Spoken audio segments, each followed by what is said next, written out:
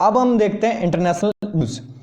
International news की बात करें तो इसमें मैंने सेलेक्टिव न्यूज़ ली है, जिसमें इंडिया चाइना की 17 ईयर्स ऑफ डिप्लोमेटिक रिलेशंस को हमने डिस्कस किया है। टॉरपेडोज एक, इसके अलावा Tianwen, ozone hole, sunrise mission, operation Sanjeevani, Noor जो कि ईरान का फर्स्ट मिलिट्री सैटेलाइट है, और उसके अलावा एक्सरसाइज पिच ब्लैक 2020 जो कि हाल ही में इंडिया और ऑस्ट्रेलिया के बीच की एक्सरसाइज है, कैंसिल हो चुकी है कोविड-19 की वजह से, उनको मैंने डिस्कस किया है। तो चलिए हम शुरू करते हैं। सबसे पहले इंडिया चाइना का जो 17 ईयर्स ऑफ डिप्लोमेटिक रिलेशन है, वो जो 17वां साल है वो अभी कंप्लीट हो चुका है, और इसको 70 साल पूरे हो चुके हैं इंडिया और चाइना के डिप्लोमेटिक रिलेशंस को। ऑन 1 अप्रैल को यह डिप्लोमेटिक रिलेशंस का एक डे के रूप में मनाया गया था, जो कि 1950 की 1 अप्रैल से शुरू हुआ था। अगर हम बात करें, इंडिया एकमात्र ऐसा फर्स्ट नॉन सोशलिस्टिक कंट्री था जिसने एस्टैब्लिश किया था चाइना के साथ में रिलेशन। तो भारत पहला नॉन सोशलिस्टिक कंट्री था जिसने चाइना के साथ में रिलेशन एस्टैब्लिश किया था, और एक कैच फ्रेज जनरेट हुआ था उस टाइम में, हिंदी चीनी भाई भाई। तो हिंदी चीनी भाई भाई कैच फ्रेज कब रिलीज हुआ था? 1950 में, जब पहली बार नॉन सोशलिस्टिक कंट्री के रूप में चाइना के साथ में भारत का रिलेशन एस्टैब्लिश हुआ था। अगर हम चाइना की बात करें तो कैपिटल बीजिंग हो जाएगी, और यहाँ के प्रेसिडेंट सबको पता होगा, शी जिनपिंग। नेक्स्ट अगर हम बात करें तियानवेन, तो ये न्यूज़ भी चाइना से आ रही है, और तियानवेन फर्स्ट के रूप में चाइना ने इसका पहला मार्स एक्सप्लोरेशन मिशन लॉन्च कर दिया है, तियानवेन फर्स्ट के रूप में। तो चाइना ने भी हाल ही में मार्स एक्सप्लोरेशन मिशन के रूप में लॉन्च किया है तियानवेन फर्स्ट को। अगर हम बात करें कि इसने चाइना ने लॉन्च किया क्यों किया है, तो हाल ही में इंडिया ने, US, Russia and European Union ने red planet China Mars mission plans to complete orbiting, landing and roving in one mission. तो इन देशों ने मार्स के लिए डिफरेंट मिशंस लॉन्च कर दिया है, तो चाइना ने भी चाहा कि वह कैसे ही मार्स पे जाए। तो तियानवेन का सीधा सा मतलब है कि तियानवेन वर्ड क्यों लिया गया है, तो तियानवेन वर्ड का सीधा सा मतलब होता है हेवनली क्वेश्चंस और क्वेश्चन टू हेवन, या हेवनली क्वेश्चन या क्वेश्चंस टू हेवन, जो कि एक पोइम थी जो चाइना के वेल नोन पोइट है क्यू युआन, उनके द्वारा लिखी गई थी तियानवेन। तियानवेन एक पोइम है, ठीक है। नेक्स्ट अगर हम बात करें सनराइज मिशन की, सनराइज मिशन हाल ही में न्यूज़ में रहा है, और इसके न्यूज़ में रहने के पीछे सीधा सा कारण है कि ये नासा के द्वारा लॉन्च किया गया था, और ये मिशन अभी कंप्लीट नहीं हुआ है, ये 2023 में कंप्लीट होगा। 1 जुलाई 2023 को लॉन्च किया जाएगा। इसके लिए नासा ने $62.6 मिलियन इसके बनाने के लिए, डिज़ाइनिंग के लिए और लॉन्चिंग के लिए नासा को दे दिए हैं यूएस ने। अगर हम सनराइज की बात करें तो Sunrise stands for sun radio interferometer space experiment. ध्यान में रखें, ये इसकी फुल फॉर्म पूछी जा सकती है, sun radio interferometer space experiment, sunrise. अगर हम बात करें ये सनराइज लॉन्च क्यों किया गया है, देखिए ये हमारा सूर्य है, और सूर्य की ये सबसे बाहरी परत है।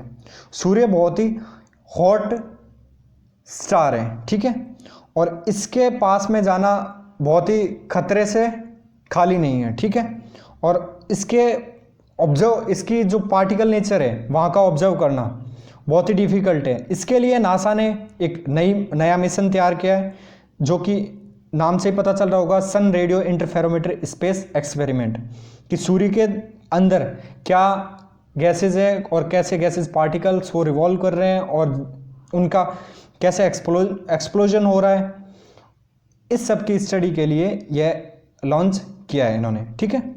नेक्स्ट अगर हम बात करें नासा के बारे में, तो national aeronautics and space agency इसकी फुल फॉर्म हो जाएगी, national aeronautics and space agency.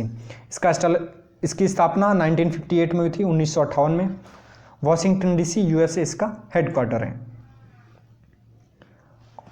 Operation संजीवनी की बात करें तो ऑपरेशन संजीवनी हाल ही में इंडिया के द्वारा एक मालदीव को दी गई एड थी, हेल्प थी। इस हेल्प के through 6.2 million tons of medicine Maldives को सप्लाई की गई थी इंडिया के द्वारा, भारत सरकार के द्वारा 6.2 million tons of medicine supply की गई थी ऑपरेशन संजीवनी के थ्रू भारत के द्वारा मालदीव को। मालदीव की बात करें तो भारत के साउथ में ये एक आइलैंड नेशन है मालदीव। ये हमारा ऊपर इंडिया हो जाएगा और इसके नीचे जो इसके साउथ में मालदीव एक आइलैंड नेशन है जो कि हिंद महासागर में स्थित है। मालदीव की कैपिटल की बात करें तो मैल यहाँ की कैपिटल हो जाएगी। अगर हम बात करें कि मेडिसिन में क्या क्या दिया था तो IAF इंडियन एयरफोर्स के द्वारा हेल्प दी गई थी और हरक्यूलियस C-130J-30 एयरक्राफ्ट था और इसके through influenza vaccine, antiviral drugs और इक्विपमेंट जैसे कि nebuliser, urine bags, infant feeding tubes ये चीज़ें सप्लाई की गई थी।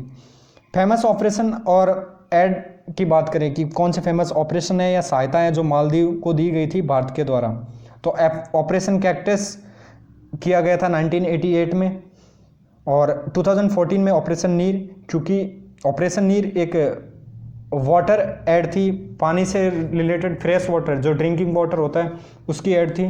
ड्रिंकिंग वाटर की बहुत क्राइसिस हो चुकी थी मालदीव में और उसके बाहर क्योंकि समुद्र है और समुद्र का पानी पी पाना बहुत मुश्किल होता है, बहुत ही खारा होता है, तो ड्रिंकिंग वाटर प्रोवाइड करवाया गया था इंडियन गवर्नमेंट के द्वारा 2014 में जो कि ऑपरेशन नीर के थ्रू। नूर की बात करें तो नूर एक ईरान का फर्स्ट मिलिट्री सैटेलाइट है। ईरान ने नूर को फर्स्ट मिलिट्री सैटेलाइट के रूप में लॉन्च किया है। अगर हम बात करें ये किसके द्वारा लॉन्च किया गया था तो एक अननोन रॉकेट जिसको गेज्ड या मैसेंजर का बोला जाता है उसके द्वारा इस सैटेलाइट को टुक ऑफ किया था, जो कि ईरान के सेंट्रल डेजर्ट है, ईरान का सेंट्रल डेजर्ट, वहाँ से इसे लॉन्च किया था। अब हम बात करें कि ये न्यूज़ में क्यों रहा है तो इसका न्यूज़ में रहने के पीछे कारण है कि यूनाइटेड स्टेट्स ने एक्यूज़ किया था ईरान को for violating 2015 UN security council resolution. तो 2015 के UN सिक्योरिटी काउंसिल रिजोल्यूशन है उसको वायलेट किया है और US ने इसके लिए ईरान को एक्यूज किया है। ईरान और US का वॉर काफ़ी टाइम से चल रहा है, आपको पता भी होगा। नूर सैटेलाइट की बात करें तो ये एक 3 स्टेज रॉकेट है जो कि powered by combination of solid and liquid fuels. Next अगर हम बात करें ओजोन होल की, ओजोन होल हाल ही में न्यूज़ में रहा है और इसका न्यूज़ में रहने के पीछे कारण है कि ओजोन का जो लार्जेस्ट आर्कटिक ओजोन होल था वो कवर हो चुका है और इसकी कंफर्मेशन किसने दी है? C3S, कैम्स एंड ECMWF ने इस चीज़ को कंफर्म किया है। अगर हम कैम्स की बात करें तो कैम्स एक कोपरनिकस एटमॉस्फेयर मॉनिटरिंग सर्विस है। कोपरनिकस एटमॉस्फेयर मॉनिटरिंग सर्विस एक एजेंसी है जिसने ये कंफर्म किया है कि ये जो ओजोन लेयर है का होल है ये जो आर्कटिक के ऊपर है वो कवर हो चुका है। नेक्स्ट अगर हम बात करें एक्सरसाइज पिच की तो एक्सरसाइज पिच है वो 2020 के लिए होनी थी और वो कैंसिल हो चुकी है। यह इस एक्सरसाइज का सेकंड एडिशन था, दूसरा संस्करण था। पहला 2018 में हुआ था और यह 2 देशों के बीच में होती है। और कौन से 2 देश हैं? इंडिया और ऑस्ट्रेलिया। भारत और ऑस्ट्रेलिया के बीच में एक्सरसाइज पिच ब्लैक 2020 होनी थी और अब कैंसिल हो चुकी है। यह 17 जुलाई से 14 अगस्त तक होनी थी। यह कहाँ होती? इसका होस्टिंग नेशन कौन होता? ऑस्ट्रेलिया। तो ऑस्ट्रेलिया इसका होस्टिंग नेशन होता। अगर हम बात करें कि इसका नेक्स्ट एडिशन कब होगा तो नेक्स्ट एडिशन 2020 में होगा। ये पोस्टपोन नहीं हुई है, ये टोटली कैंसिल हो चुकी है और इसके पीछे रीज़न है due to corona virus pandemic. यह एक 3 week multilateral air combat training exercise है जो कि RAAF के द्वारा होनी थी।